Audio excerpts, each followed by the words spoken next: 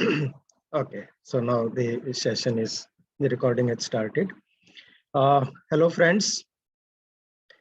We are happy to welcome you all to this webinar, which is being organized under the Asia Pacific Online Distance Education, in short, APODE, which is being celebrated from 1st of November till 5th of November, and which is being collaboratively hosted by the Open and Distance Learning Association of Australia, the very famous, very reputed ODLAA, and the Flexible Learning Association of New Zealand, another very important association body for the promotion of flexible learning, and the Asian Society for Open and Distance Education, APODE, which is the publisher of the Asian Journal of Distance Education. So APODE is the partner to this venture. Now, a little brief for our friends about these partners. ODLAA is a non-profit organization, and it is a professional association of educators, instructional designers, educational researchers, educational consultants, and administrators, etc., from Australia and overseas, and which is dedicated to the advancement of research, practice, and support of education across time and space. ODLAA connects professionals in order to share experiences and disseminate information with respect to open and distance learning. So its members come from all educational sectors, plus including commercial training providers and training units in the corporate sector. They are involved in management, administration, design, development, research, and teaching in multiple modes that may best be described as outside the traditional classroom.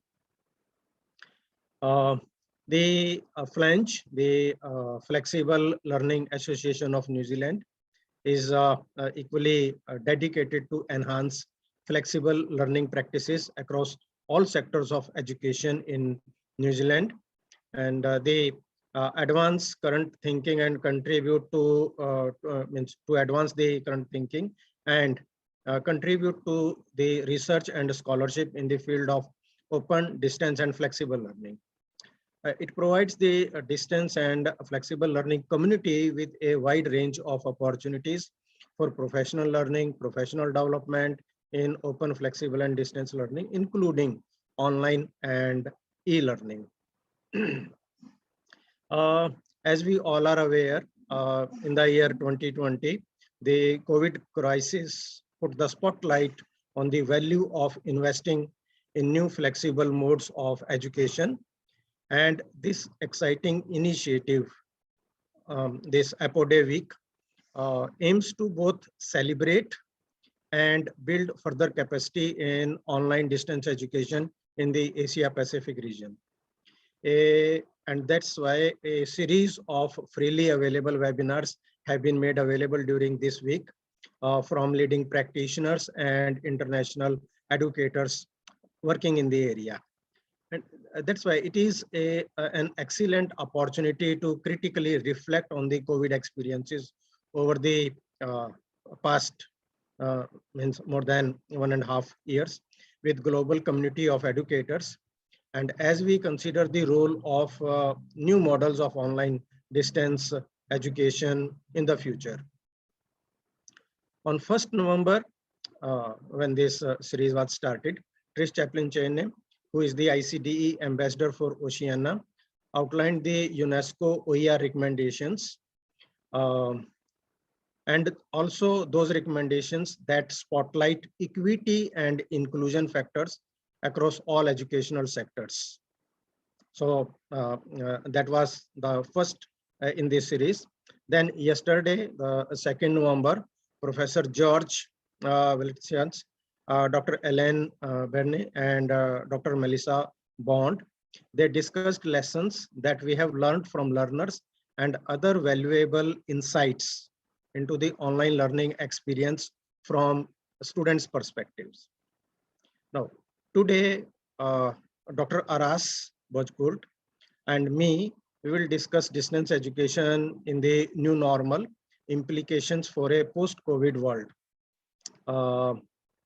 Let me tell a little bit, because he is such a wonderful friend, brother, known dear to all of us. Dr. Aras, he received his MA and PhD degree in distance education from Anadolu University. He is currently working as a specialist at Anadolu University Open Education Facility and has experience in teaching to adult learners and K-12 students. He serves as a reviewer for several journals in distance education field and is also on the editorial board member of e-learning magazine and editorial review board for OLJ, the Open Learning Journal. His current research interests are topics related to digital books, interactive e-books, gamification, game-based learning, research trends in distance education, social networks, online interaction, online learning spaces, online learning communities.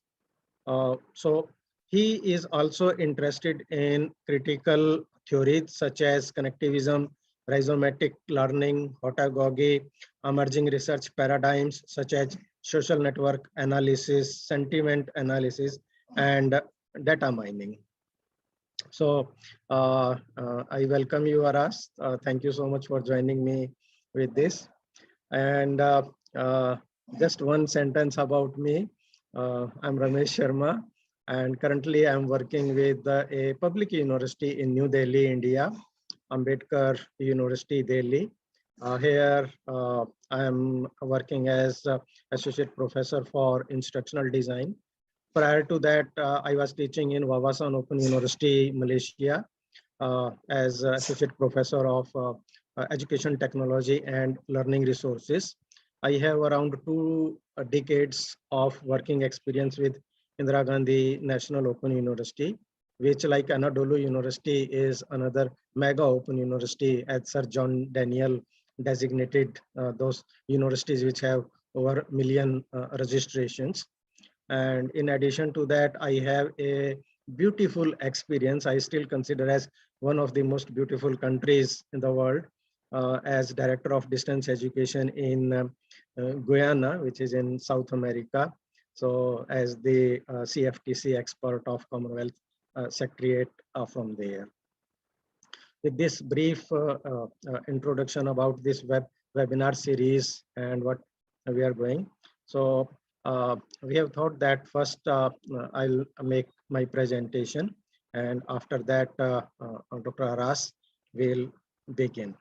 So please allow me to share my screen.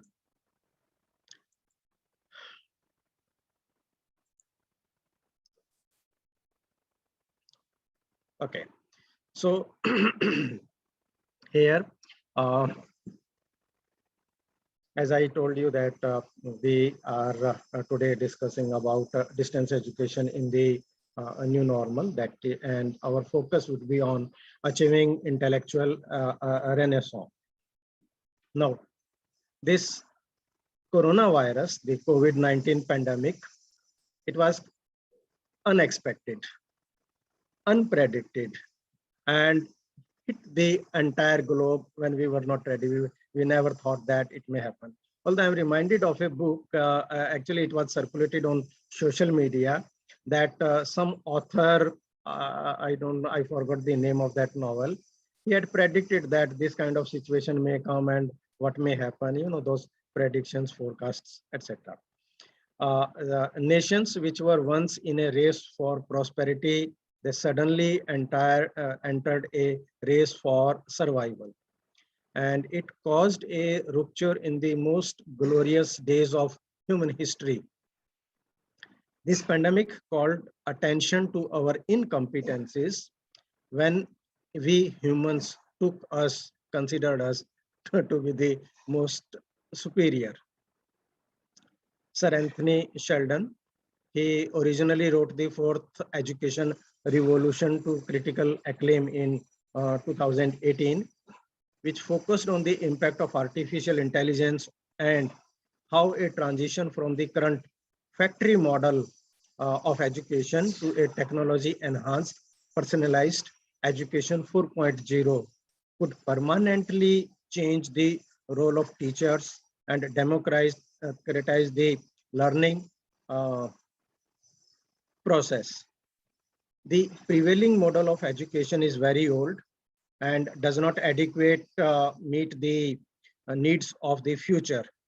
In fact, Sir Anthony Sheldon, in his book, The Fourth Education Revolution, states that there have been only 3 education revolutions in the last 3 to 5 million years. And the third education revolution happened about 400 years ago with the arrival of the printing press. So first education revolution was organized learning as the necessary education.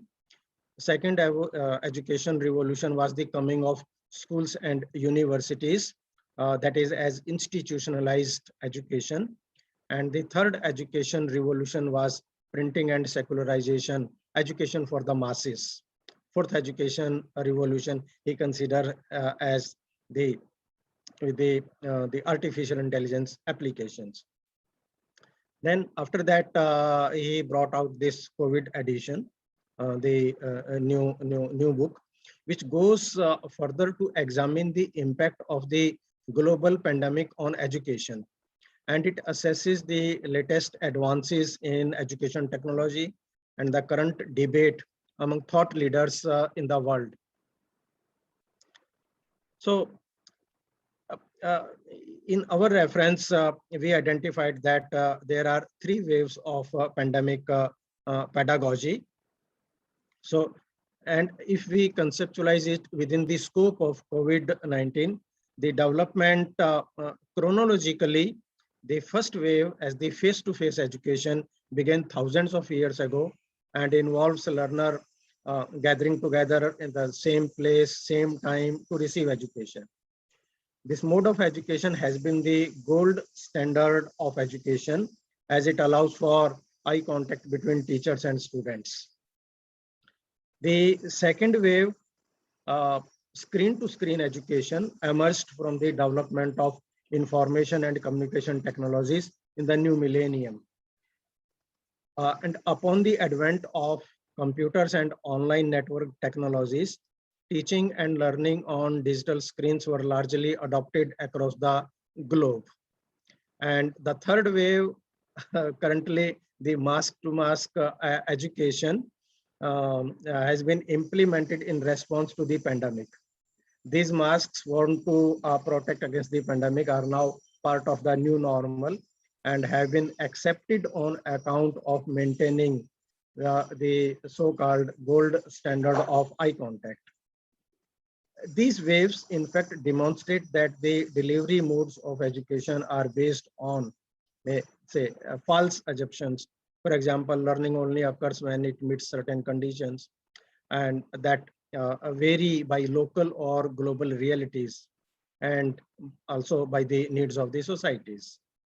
So these waves further indicate that the context of learning and how we define it matters, as in the case of emergency remote teaching and learning.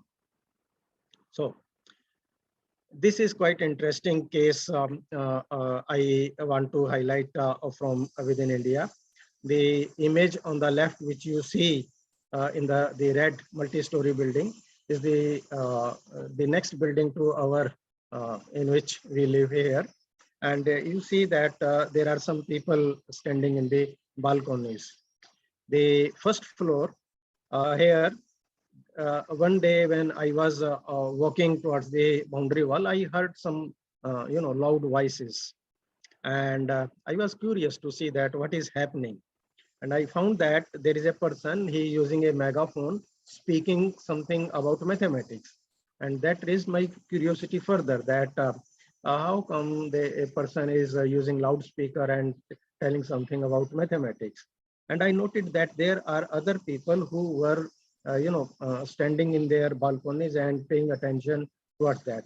And then I came to know that he is the teacher who still taking this opportunity to teach Even they are not the students of his class or school directly, but since they are in the community, in the society there, started teaching mathematics to that. So you can see in the photograph, the kids, means it's not the zoom out version, but I saw that the parents and their kids, they were there and teaching. And the another one is the another example from the state where there was no internet. So the municipal committee, they put the loudspeakers on the electric poles so that the lessons could be, the teacher connecting their mobile phone or speaking to them.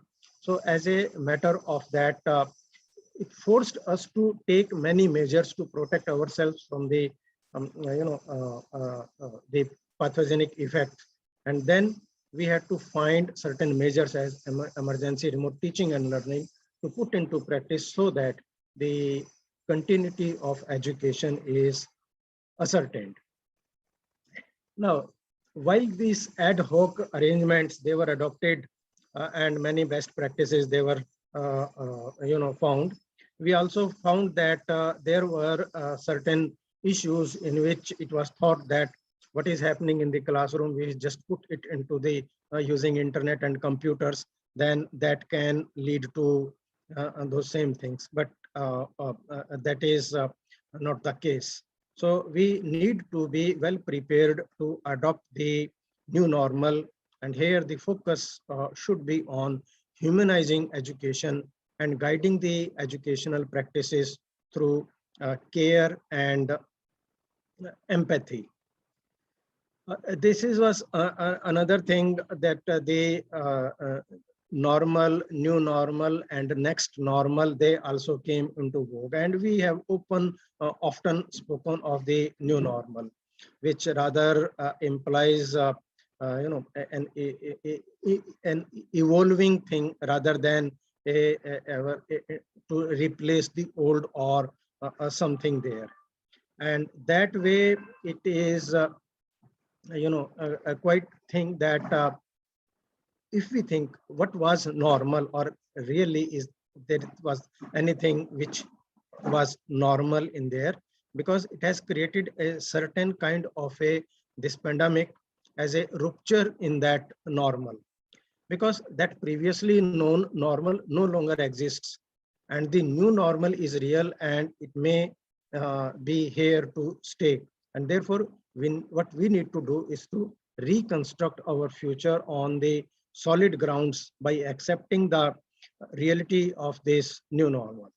And in education, this means revisiting how we define the art of teaching and learning and asking open-ended questions on educational pedagogies, theories, practices, and technologies, etc.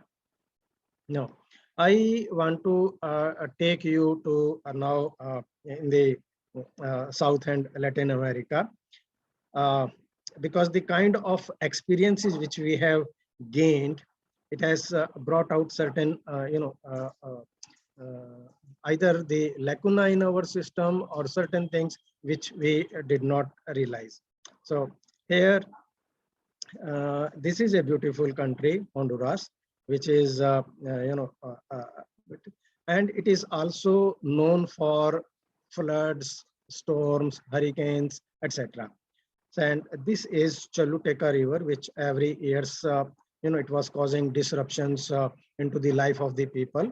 So the government there, they decided, I think it was in 1998, they decided to build a bridge over the river so that this part of the country can be connected to the other side there. So a contract was given to the Japanese firm, and the bridge was built. But what happened that I think either during the same year or maybe the next year, there was a very strong, perhaps it was hurricane, and a lot of floods were there. So what happened that the road on the both sides of the bridge, it washed away. And even the river, it changed its course. So you can see in the figure that this is Choluteca River. The bridge is still there, so strongly built. And it creates a a question for us that because normally what we believe is that built to last for a long time. So from there, it makes us to ponder that we should be shifting, moving to the build to adapt to the changing conditions like that. There. This pandemic pedagogy, it also involves more than teaching and learning in the time of crisis. It also deals with how we conceptualize teaching and learning.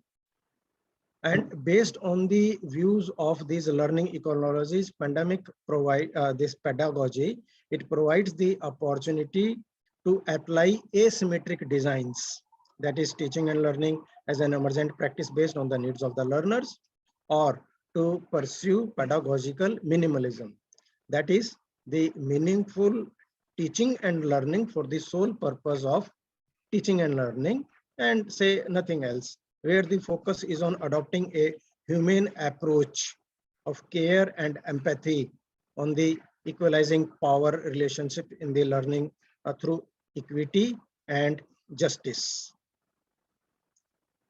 And although emergency education is not a new concept and emergency situations are not limited to pandemic, however, this COVID-19 was unique in terms of its global scale of implications, and it disrupted our learning ecologies and exacerbated the pre-existing inequalities, leading to trauma, anxiety, stress, and therefore justifies the need for human-centered pedagogical designs.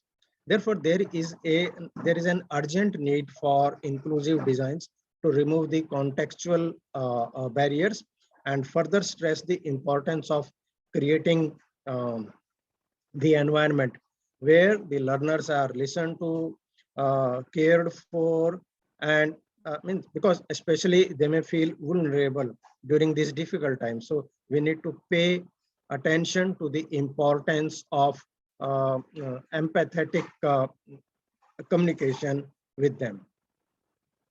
And as very popularly famously indicated by Moore and Kirsley, there the spatial and temporal distances, they have always been an issue, means in say online distance education.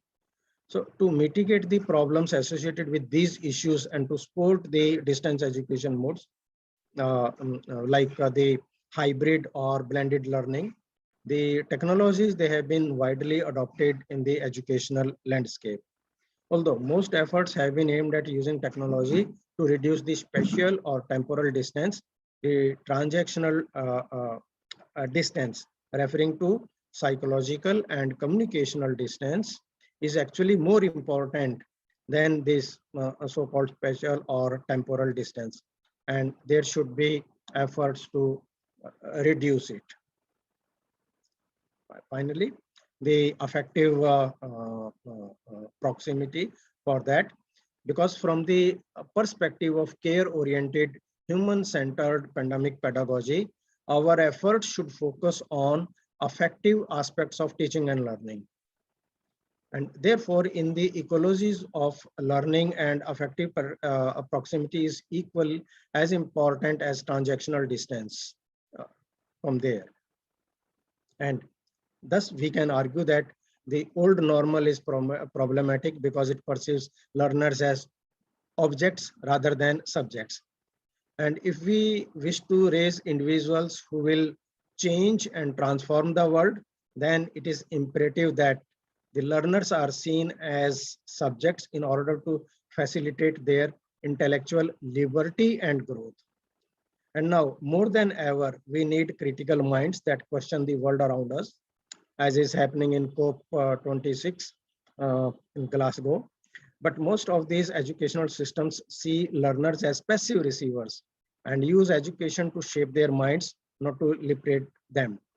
So therefore, we need to keep asking open-ended questions and seek open-ended responses. And finally, ultimately, we all invite you to consider sharing your work, sharing your ideas to Asian Journal of Distance Education. This is our team, our founding members, and the current team working for it. So thank you so much for listening. I'm stopping my screen now so that Dr. Aras can take over now. Over to you, Aras. Thank you, Dr. Sharma. It was a thought-provoking presentation. I hope my presentation will be a complementary presentation in addition to your thoughts. Let me share my screen.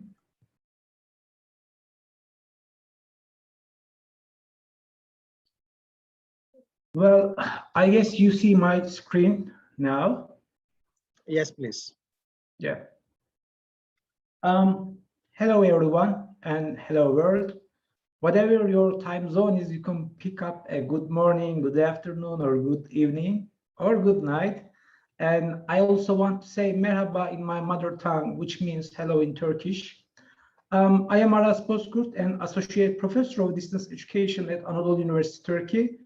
I am really happy to be with you and share some of my thoughts on COVID-19 teaching, learning, and education.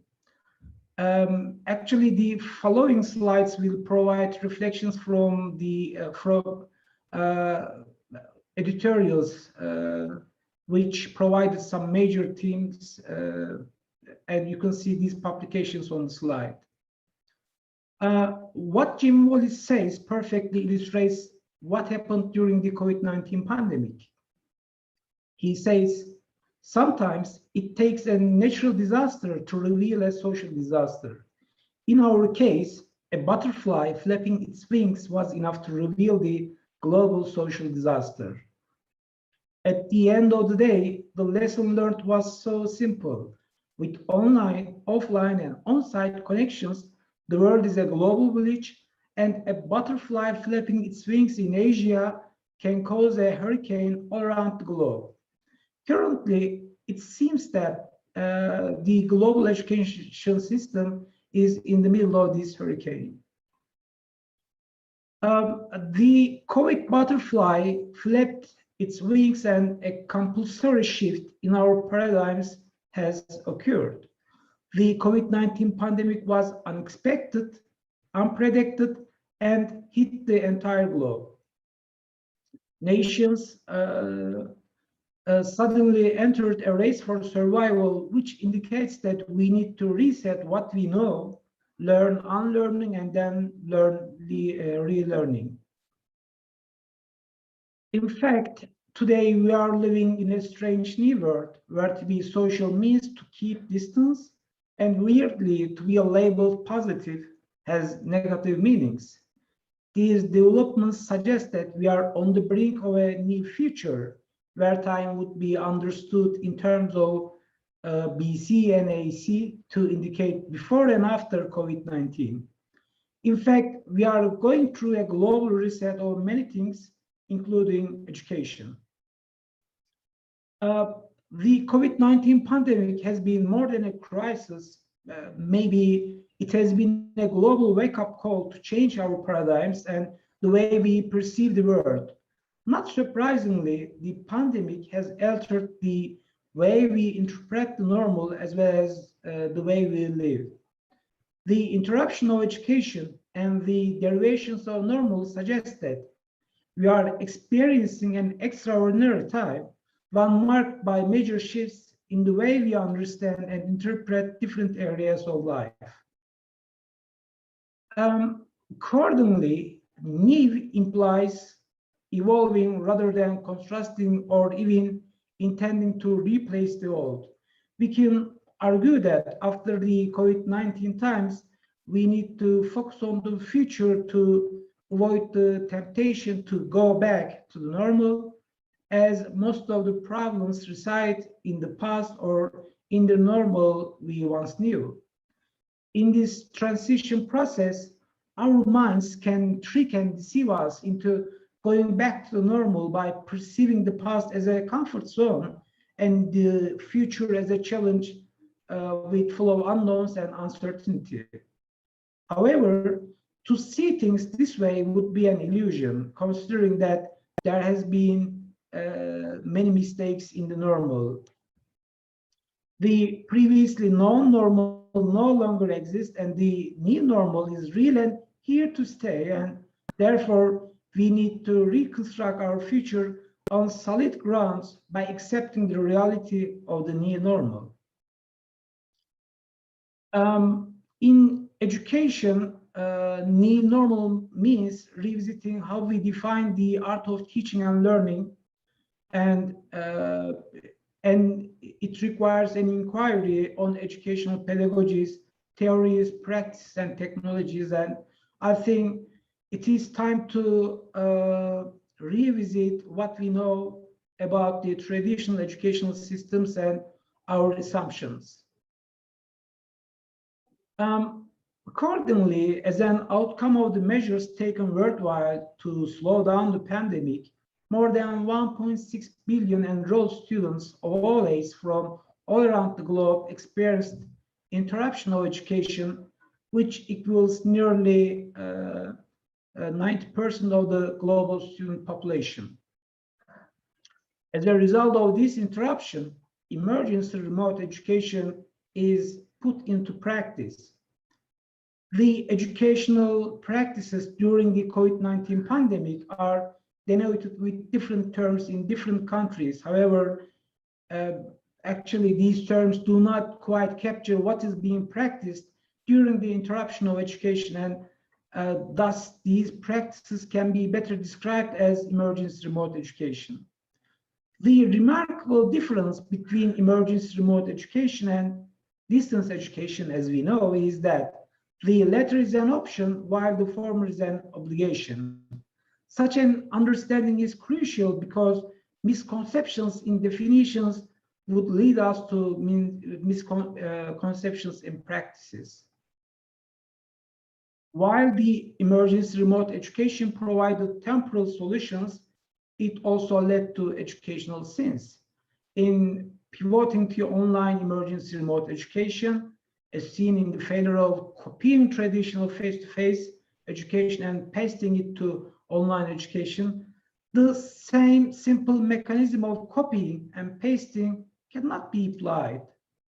Imitating a process meant for something else has resulted in unsuccessful and ineffective learning experiences.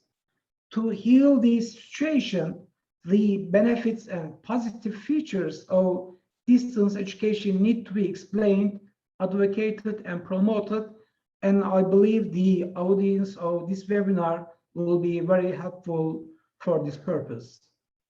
In short, distance learning's blind imitation of face-to-face instruction has been the chief educational sin, one which will have both short-term and long-term consequences in the post-COVID world. The COVID-19 pandemic has generated a great degree of uncertainty regarding the future of globalization, especially as it relates to the education. Deglobalization measures were already on the rise when COVID-19 struck the world, but it reached its peak in the response of many countries to close their borders to slow down the spread of the pandemic. The global village has been transformed into global online village, where online infrastructures, communications, and interactions have a significant role. Many universities have already adopted digital transformation strategies as a way to be resilient in the digital knowledge age.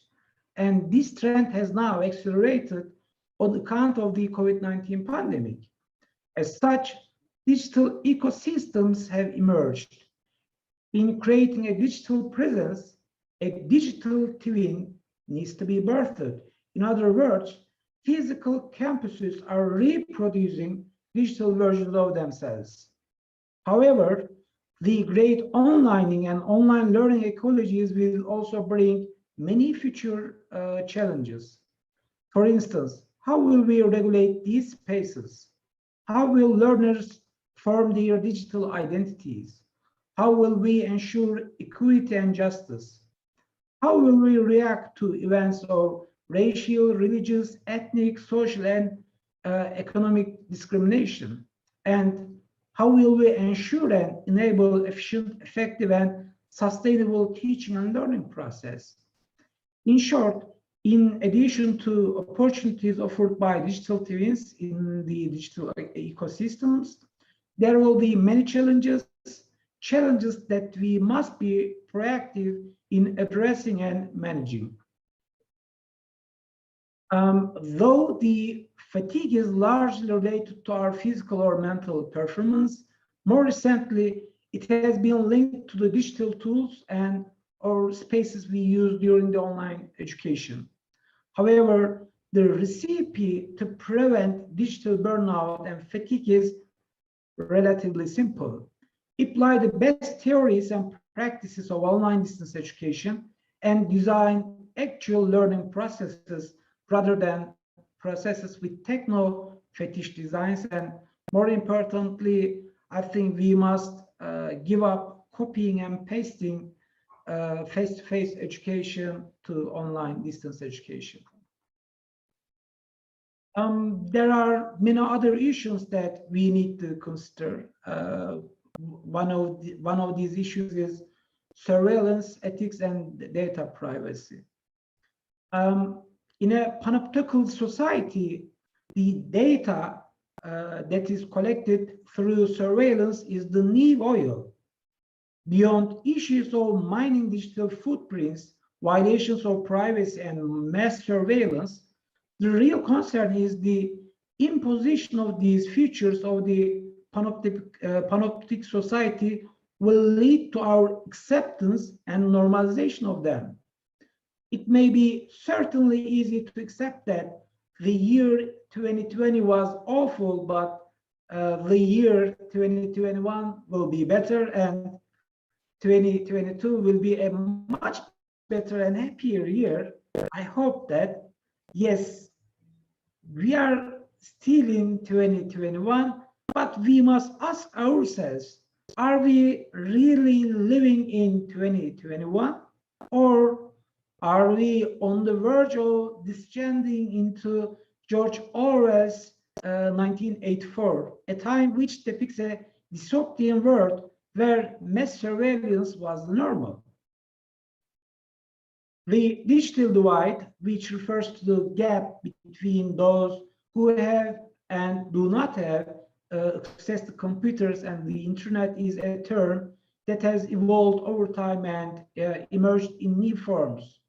While the idea of human divide is not limited to digital world, and actually it never was, currently it is digital divide that has been threatening the entire globe.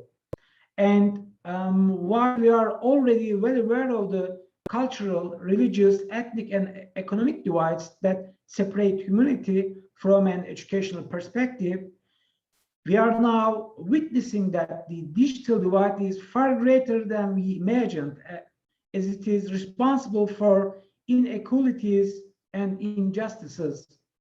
In this sense, it is critical to answer the following questions. How should we respond as a global society? Should we continue to let the gap widen, or should we act now before the gap grows out of control? During the COVID-19 pandemic, the entire educational landscape has needed educational resources capable of being shared among and within educational networks to sustain the educational processes. In this regard, open educational resources and open educational practices have played a significant role in ensuring the sustainability of education. However, during these times, we also learned that we need to inquire who has ownership of knowledge and why is sharing as a practice important. Let's explore these notions by looking at the life of nomads. Nomads, for instance, do not settle down, but rather wander around to find resources and to survive.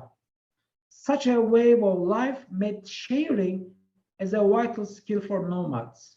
They shared their tools, experiences, stories, and most importantly, they shared knowledge to collectively survive. And in the wake of the COVID-19 pandemic, we have been forced to revisit our early traditions, follow our instincts, share and collaborate to survive, just like the nomads had to do. We have instinctively and sometimes unwittingly and unintentionally shared in order to survive in these wild times. The crisis also taught us emerging roles of the parents and the invisible roles of the schools and universities. In the absence of the teachers and schools during emergency remote education, many parents took the educational roles to supervise or to support the students, and most importantly, to ensure the continuity of the education. Many country cases reported that schools and universities, in fact, were sheltering many students, and these buildings were the places where a considerable number of students were getting their basic needs. In these traumatic times, psychological pressure and anxiety were prevalent among students, teachers, and families. Among many, the uncertainty and fear were the main reasons. Whether in K-12 or higher education, pedagogy of care is needed in these traumatic times because care is one of the basic needs, and when we navigate on unknown territories, experience new approaches, and stick to our lives during the lockdown days, we need care more than anything. Given the effects that traumatic events can have on learners' well-being, we must be sure to create a warm climate and a welcoming space where we can listen, understand, respect, help, love, and embrace them. Trauma-informed, care and empathy-oriented pandemic pedagogy should focus on achieving effective and emotional outcomes rather than on pedagogical outcomes. Pandemic pedagogy provides the opportunity to apply different approaches, and it also reminds us we need pedagogical minimalism. In pedagogical minimalism, the core idea is putting humans and their learning needs to the center of all educational processes and leaving being techno-fetish. During the first waves of pandemic, collaboration and sharing among the individuals and institutions were the first reflex in many countries. And these countries were able to soften the first wave of the COVID-19 crisis. Support communities and mechanisms were effective, and their scope included emotional and pedagogical support. The inequalities were not new, but they were clearly visible through the lens of the COVID-19. In fact, what the pandemic is doing is augmenting of deeply rooted pre-existing inequalities, and shamefully, we ignored most of these inequalities thus far. The COVID-19 pandemic has uncovered many facts that have been ignored for a long while. As we started wearing masks, the real features and characteristics of higher education have been unmasked.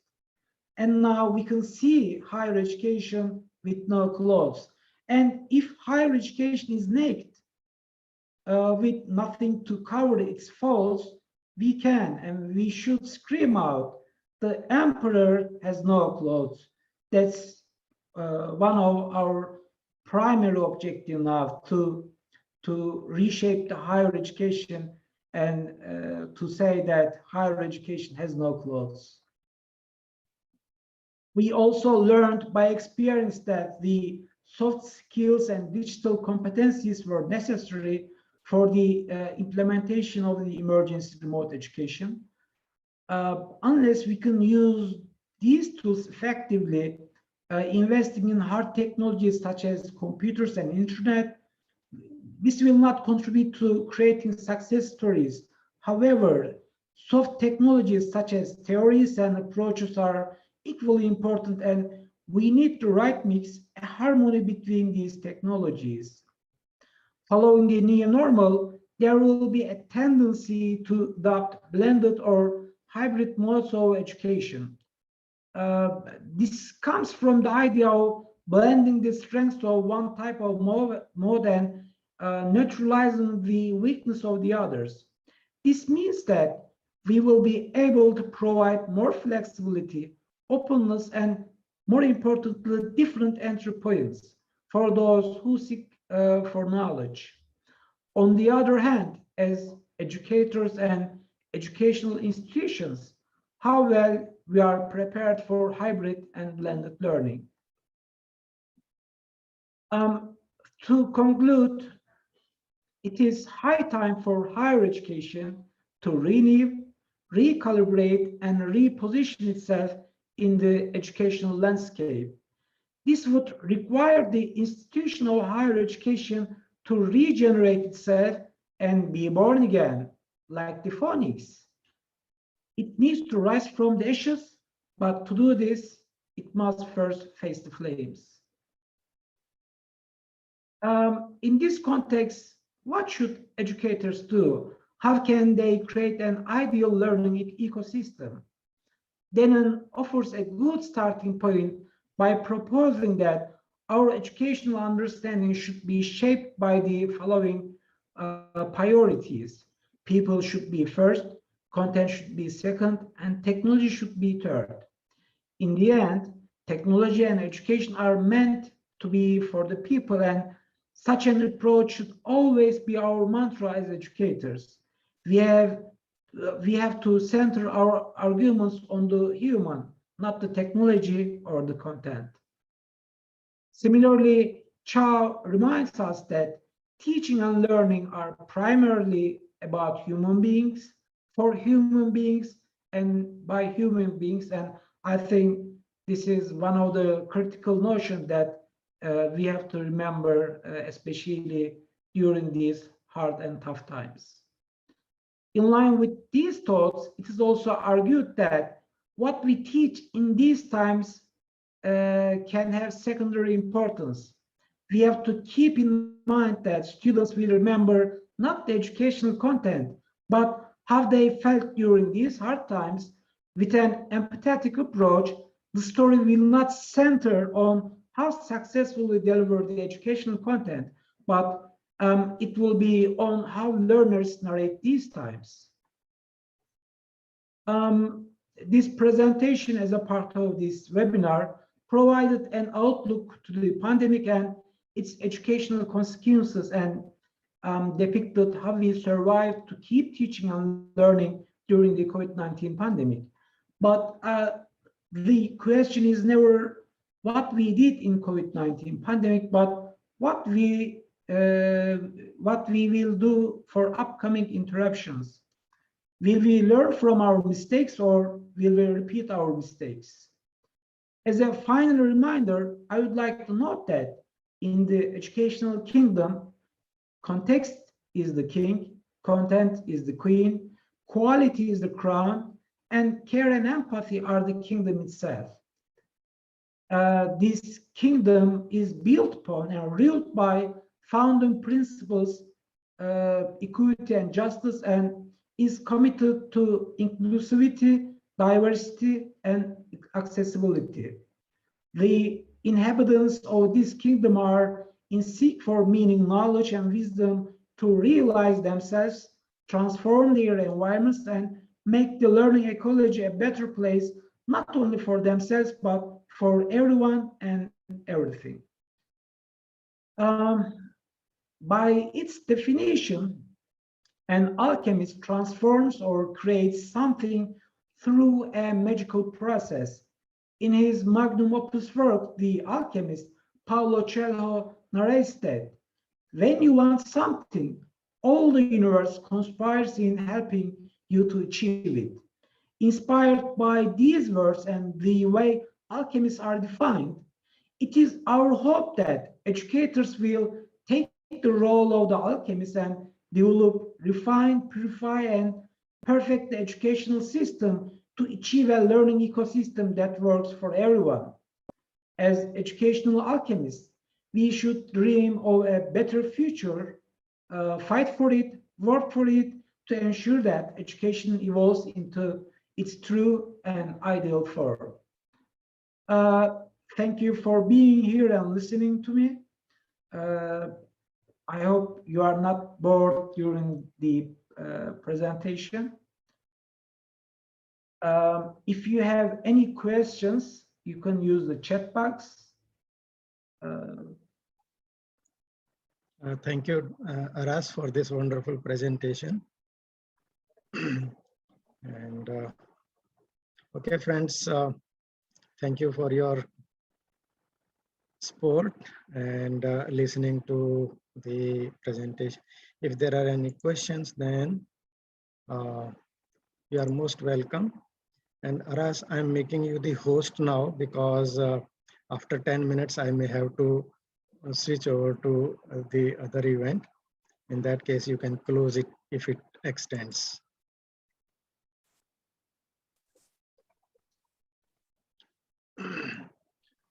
Dr. Ramesh, I guess we don't have any question. Probably we made a clear and to the point presentation. Maybe we can stop recording and complete the webinar. I think Özlem will tell something. Let me see the chat box. Yeah, hi everyone. I don't have a question, but I would like you, to thank you, Dr. Sharma and Dr. Bozkurt, for pointing out very important keywords. And I try to take some notes when I'm listening to. And now I'm looking at my notes and I see that all of the titles or keywords sounds like individual topics that we need to explore, dig in, and maybe research more on and publish. So I just wanted to thank you for pointing out and picking all these important keywords, especially today's world in education. Yep, thank you. Thank you, Özlem. Thank you, Özlem.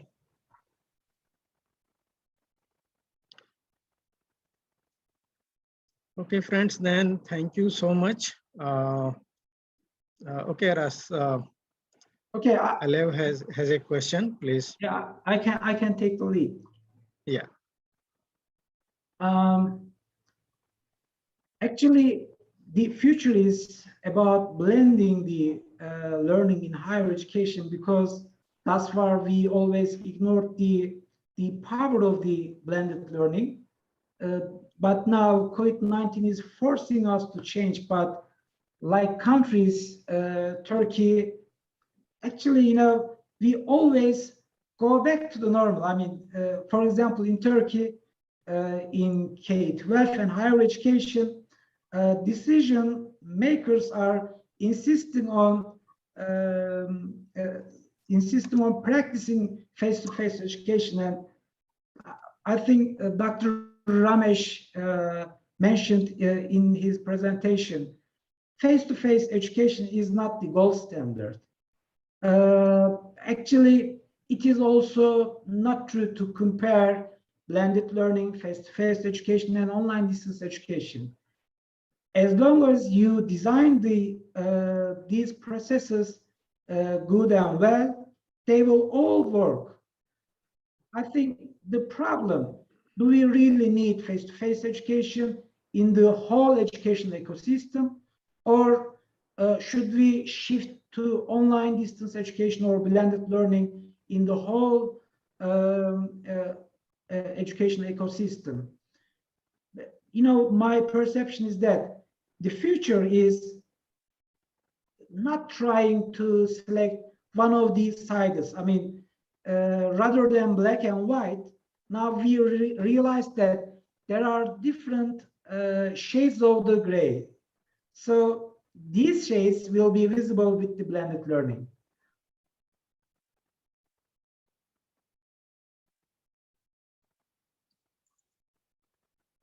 Okay, Aras, a quick reply, please. Ellen is asking that what would you recommend on how to go about? By the way, I see a comment from Elani Kuho. I hope my presentation is right.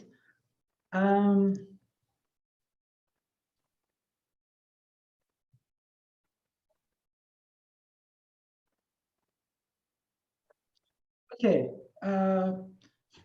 Actually, rather than design process, I just want to ask you another question. I mean, I will answer your question with another question.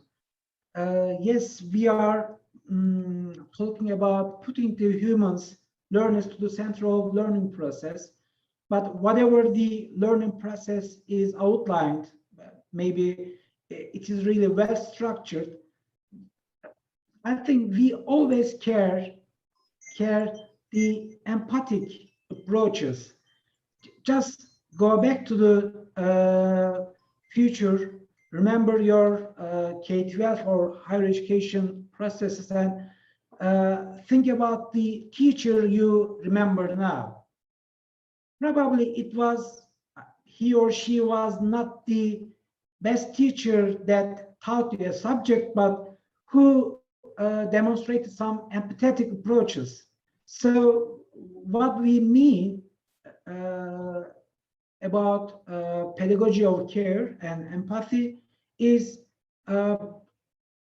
putting these effective dimensions of learning to the front of the education process, not the content. Or as Dana reminded us, it is not technology or the content, but humans always at the forefront of all educational process.